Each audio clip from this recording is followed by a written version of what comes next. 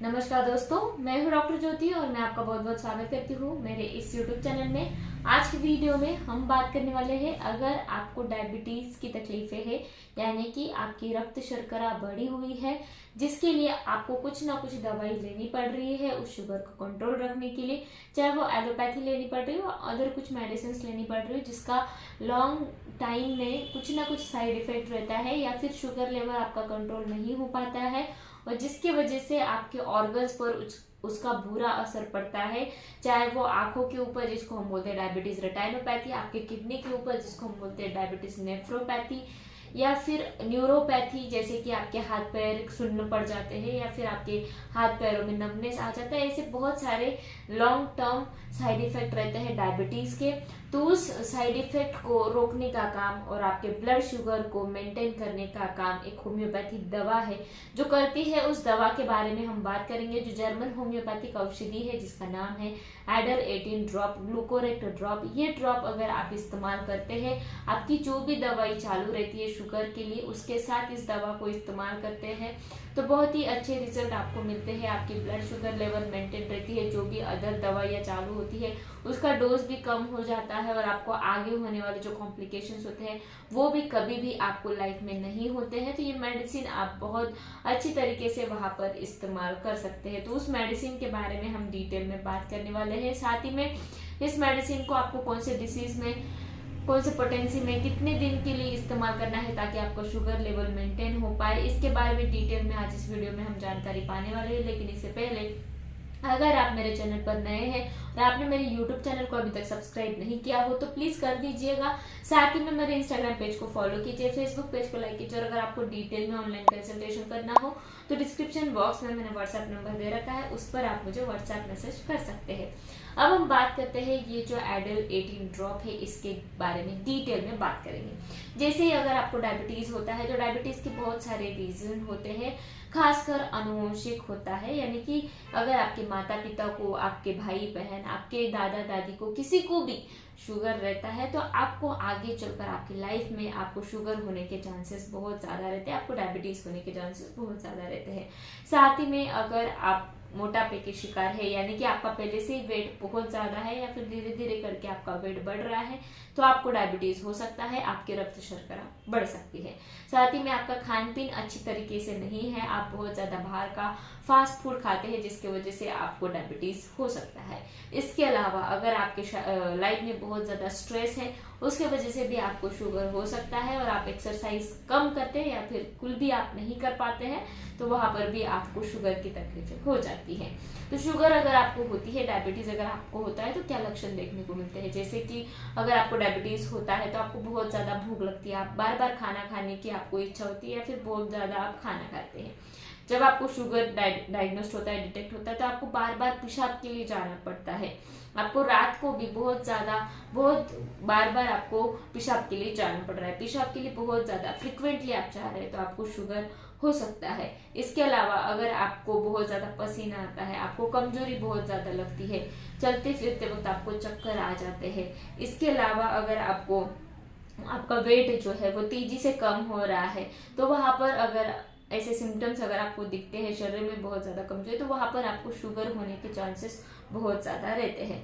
तो ये जो सारी तकलीफें अगर आपको होती है और आपका ब्लड शुगर लेवल फास्टिंग जो होता है वो 100 के नीचे होना चाहिए, अगर 100 के ऊपर अगर आपका फास्टिंग यानी कि खाली पेट जो शुगर आपका रहता है तो वो जो है वो 100 के अबव अगर जाता है, ऊपर उसके जाता है तो वहां पर आपको डायबिटीज हो सकता है। साथ ही में आप खाना खाने के बाद 2 घंटे बाद जो शुगर करवाते हैं जिसको हम बोलते हैं पोस्ट पेरेंडियल, वो अगर बढ़ता है 140 के ऊपर जाता है तो वहां पर आपको शुगर है, डायबिटीज है, हम ऐसा कह सकते हैं। साथ ही में एक HbA1c नाम का टेस्ट आता है, वह अगर आप करते हैं तो उसमें भी आपको शुगर डायग्नोस्ट हो सकता है।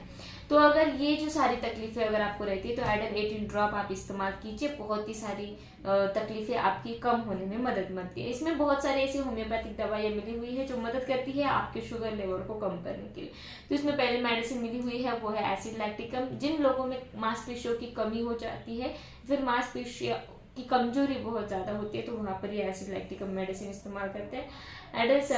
एसिड सल्फ्यूरिकम ये जो मेडिसिन है ये आपके ब्लड शुगर लेवल को मेंटेन करता है। नेक्स्ट मेडिसिन इसमें मिली हुई है वो है एलियम सेपा, जो आपके डाइजेशन को ठीक करता है और डाइजेशन को ठीक करने के बाद आपकी शुगर लेवल को भी कंट्रोल रखने का काम करता है। नेक्स्ट मेडिसिन मिली हुई है वो है चोनैंथस। ये जो चोनैंथस मेडिसिन है ये आपके लीवर पर काम करती है, लीवर का मेटाबॉलिज्म सुधारती है और जिसकी वजह से आपके ब्लड में जो भी मौजूद शर्करा होती है उसको भी डाइजेस्ट करने का काम ये चोनैंथस मेडिसिन करता है।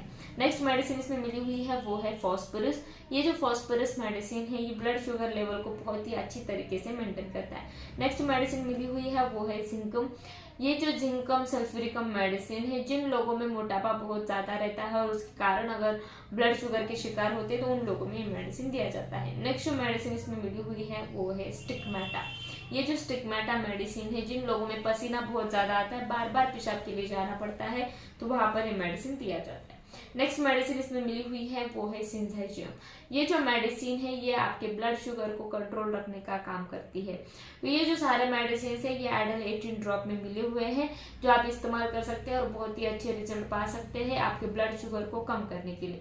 जब आप एडल 18 ये जो ड्रॉप है ये लगातार 2 या 3 महीने के लिए इस्तेमाल करते हैं तो आपका शुगर लेवल बहुत ही अच्छी तरीके से नॉर्मल रहता है। साथ ही में जो भी एलोपैथिक दवाइयाँ चालू होती है उनकी भी जरूरत नहीं पड़ती है, बहुत ही अच्छी तरीके से आपके शुगर को कंट्रोल करता है।